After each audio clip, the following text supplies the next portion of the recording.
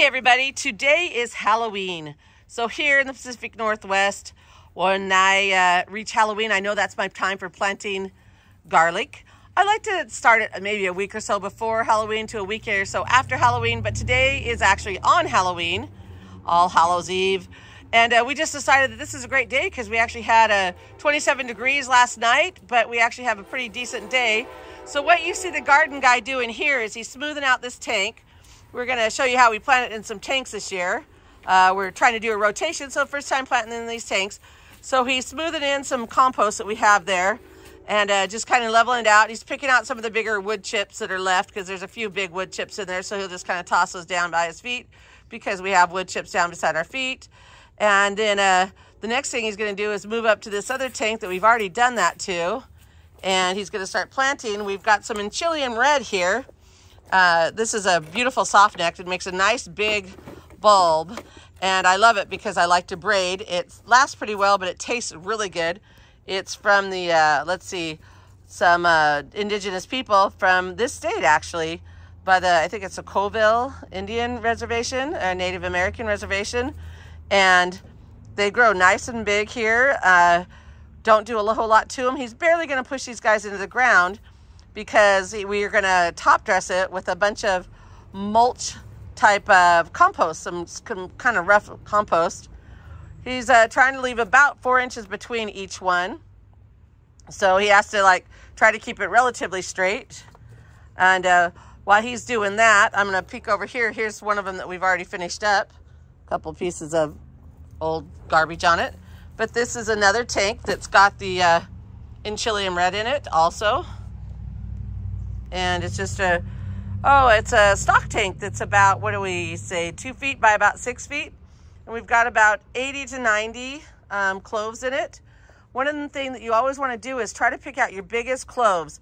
You know, if you open up a bulb and you see that you've got, bigger size cloves and smaller size cloves, try to set those smaller ones out, because those are really good to use for eating.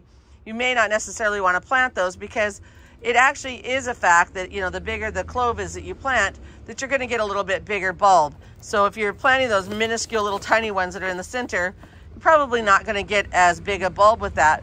But if you have plenty of room and you want to just put those in there, then you can do that. Another thing you want to notice is, I'm sure you guys already know this, but I want to make it obvious that you always want to plant these guys with the tip up and the root side down. So you've got your little root side here that's flat, and then you've got your little point up. So you want to always plant them up like that. If you plant them the wrong way, they still will grow. They'll just be kind of funky because they'll kind of have a flipped over way. They'll kind of grow down and then come back up. Wonky, but it won't be the end of the world. So you can do it that way. I wouldn't recommend it. It takes a lot more effort out of it. Now, so here, in the southern states, they don't have the same, things that we have, where garlic requires a chill, chill through the winter. So like a ventilation. And so you can, if you live in the South and you don't have it quite as cold, you can put them in the refrigerator and get that, put them in the refrigerator for a couple of months and then take them out and plant them. And you could, get away with it that way. For us, what we do, the reason we plant them here around Halloween is that what we get then is we'll get them just above the ground before we hit some really hard freezes. And so they'll be about, maybe about 3 to 4 inches tall by the time we hit December and January. And they'll kind of just slow down and kind of sit there through the winter. And then that way they don't have too much growth on them where they're going to freeze really hard and, and lose a lot. But then when the spring comes around, they'll take off and go mad. So it'll be a really good transition for them, and so you'll find that you'll do very, very well that way. So plant them in the north, or in at least in the Pacific Northwest around Halloween, and you'll get some beautiful, beautiful garlics in the springtime. Okay, we've got those 80 cloves planted, and those are Enchilium red again. And so now the garden guy is going to sprinkle on some fertilizer. We've got some dry fertilizer there, all organic. We've got some bone meal mixed in it. So these are root crops, so I recommend using something like a bone meal. It really seems to help your root crops do well. So we've got the bone meal going there. and then lots of really nice fertilizer. So these guys will get a really good start. In the spring, it's not going to do much for them right now, but in the spring, it'll really help them out. And we're going to put that whole container in there, and he's going to try to keep it from going outside of it, but we're just going to keep feeding these guys and make sure they have plenty of food in this soil.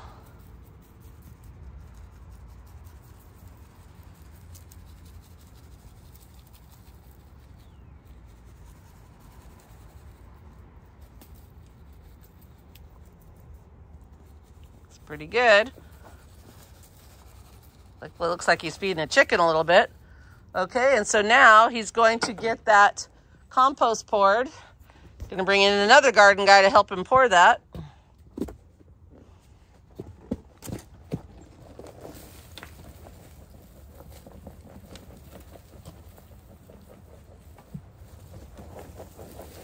If you've been watching our channel, you know that we're all about the compost. So everything is, whatever the question is, it's all about compost. So compost, to me, does everything. Your compost is what makes the world go round.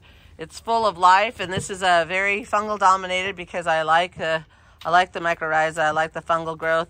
And then we've got lots of amoebas, nematodes, and things like that in there. So they bring the soil to life. And so it's going to, it's going to help to feed, the plant will photosynthesize, it'll bring down the sun, it'll make it into carbohydrates, and these little guys will get the exudates and they'll mine the minerals and things like that and give it back to the plants. And so it's a totally healthy relationship, and it's a symbiotic relationship.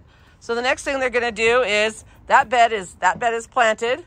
So we'll put a couple tags in there, but first we'll throw down a couple of these burlap sacks and cover it up just to protect it, because we've got little squirrels who like to dig things up.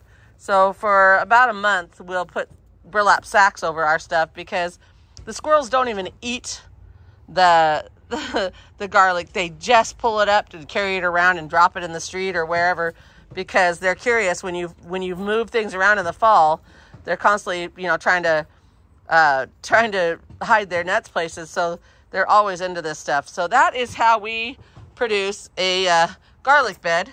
So that's got 80 cloves in it, and it's in a stock tank that is 2 feet wide by 6 feet long, and you'll get lovely garlic from that. And just, follow your own heart, look it up and see what you kind of like, what you're interested in growing and eating. And then you could use some of our tips, and I'd love to hear what works for you, what you would do differently. And we'll go out and we'll plant a couple more beds, and we'll get back to you. Okay, we're moving on to another tub here in the back garden. Like I said, we're rotating this year, so we're pulling them out of the ground and we're putting them up in some stock tanks this year. We've done a couple tanks now of the Enchilium Red, and so we have another type here, Blossom. I picked up at the Heirloom Seed Festival. This is an organic one from, I think it's from Siskiyou Seeds. So we're going to put this guy in there, and as I said before, I always like to pick out the biggest cloves. So when I open up a bulb, I always try to pick out the biggest one. So I've already pulled out some little ones that we'll be, using for food. So these are I don't have a lot of these because this is a new variety for me, so I didn't want to go too crazy with it. So I only bought, I don't know, like 4 cloves of it or something like that.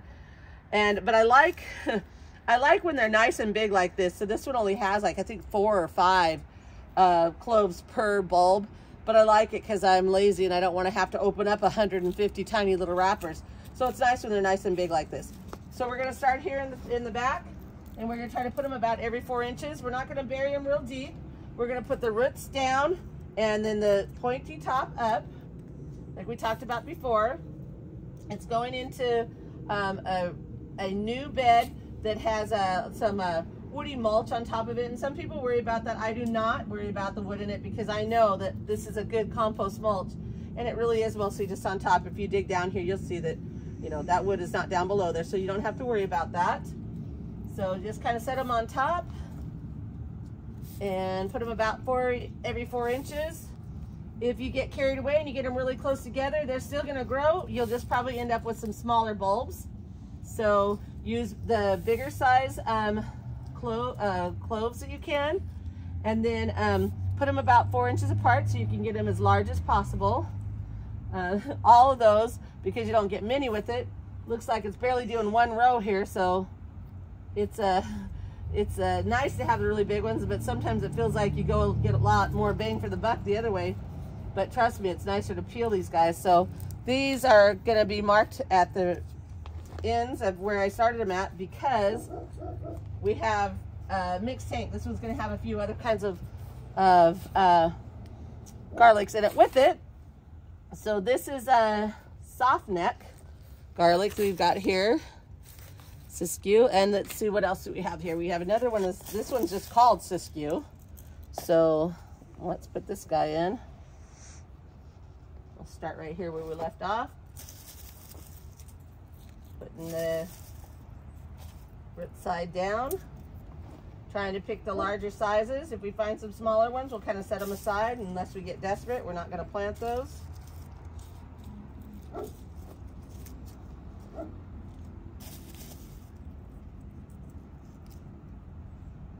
And we've got one that's already sprouting here, so we know it's good. We've got a little sprout on that.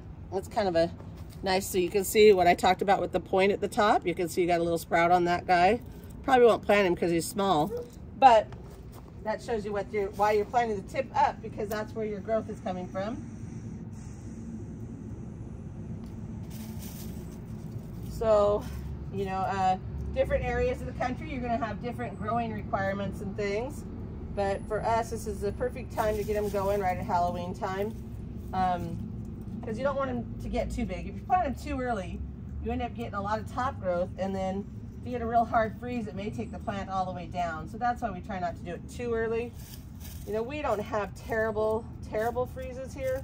We definitely do freeze, but you know, our lows are going to be usually the high 20s. Every once in a while we'll get one of the ones that'll drop us down into the high teens, but not too bad. And definitely doesn't usually last for more than just a day or two.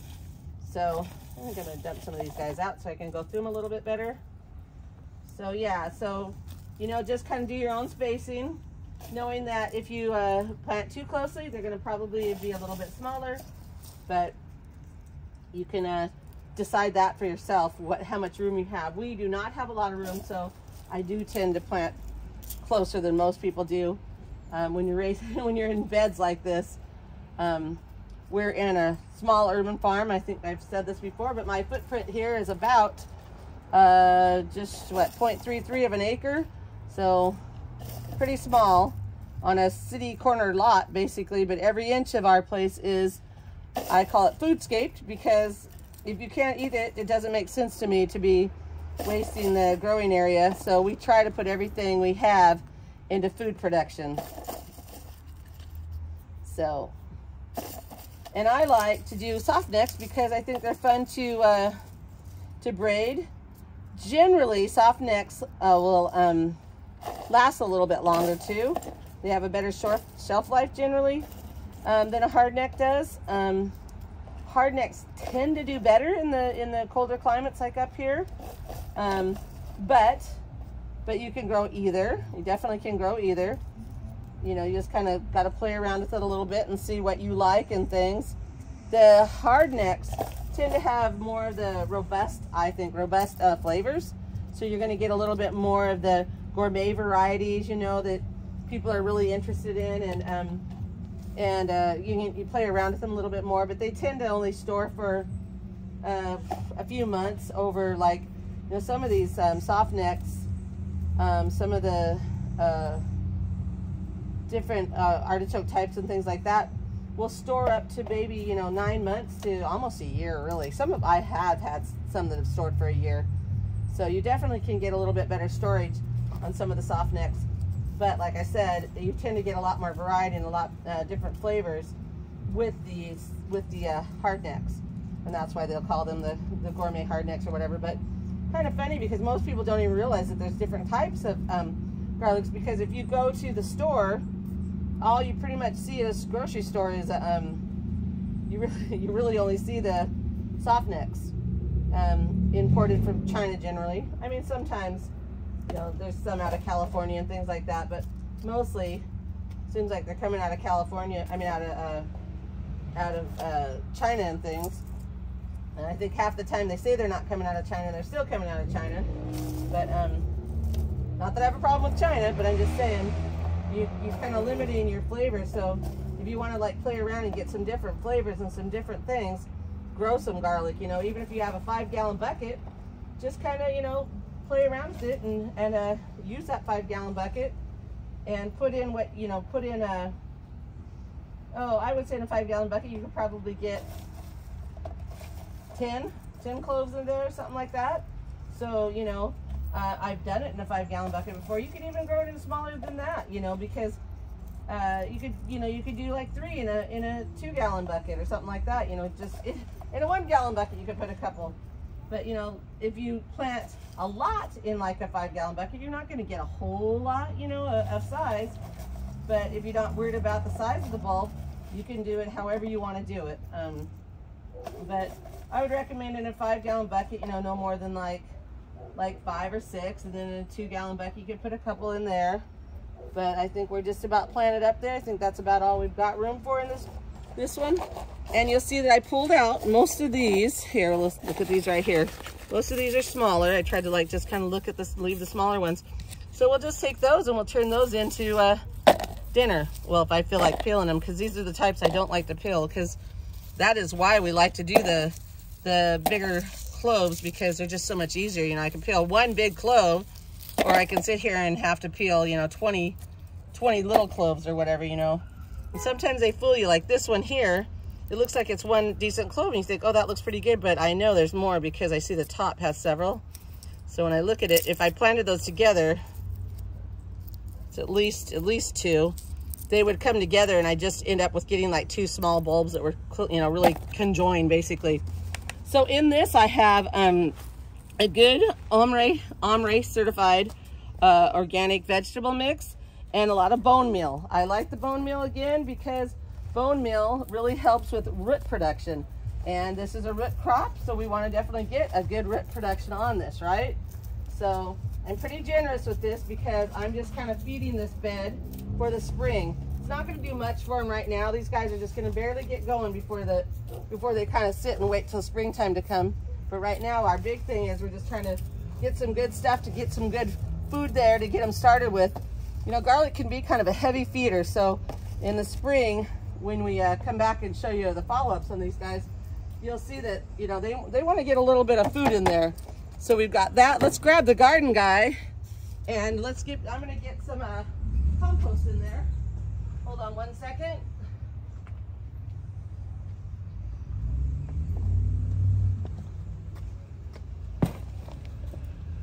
So we're going to throw some compost in here.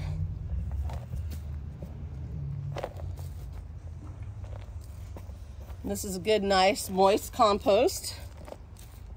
Let's see if I can pour it a little bit. I love these tubs. If you don't have these Gorilla tubs, get them. They work really well for being able to pour and haul soil around, and helps because you can squeeze the handles closed and get a better grip on them and kind of control where things are going a little bit better. So there's our compost. Gonna put gotta make sure my tags are up though, and then it's gonna put a good little layer all over these guys. Oh, probably about 2 inches or so, because I'm gonna have these guys, that'll put them down about 3 inches or so deep.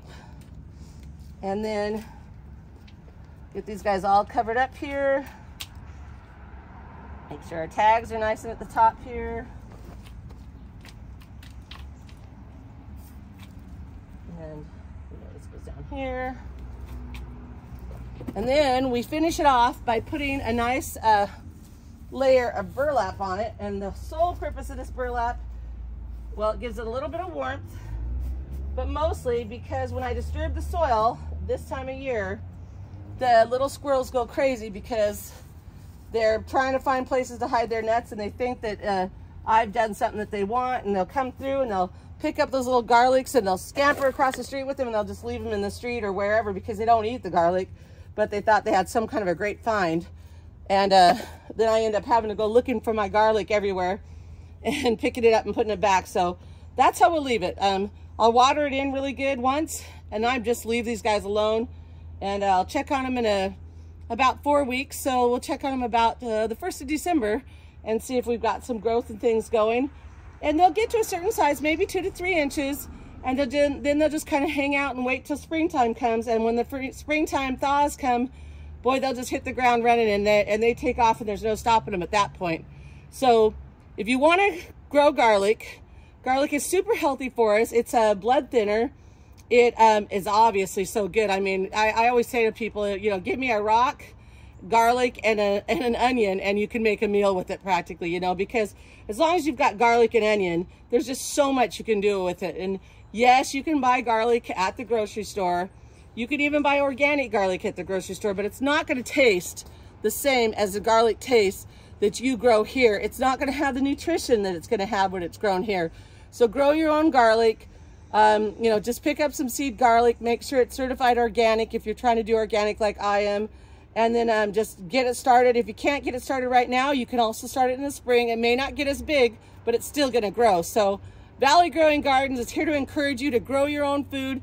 Grow garlic, because you can do it. If I can grow it, you can grow it. Get your family healthy. Stop being so reliant upon the grocery store food, because even when it's organic in the grocery store, there's still nutrient deficiencies because they're being forced to do so much with such, you know, limited supplies and things like that. So grow your own food. Hey, and I'd love to hear how you plant your garlic and how successful you are. If you have questions, shoot them back to me, and make sure and like and subscribe, because I'm trying to put out good content for you, because I'm trying to share with the world the love of gardening and growing your own food. And have a great day.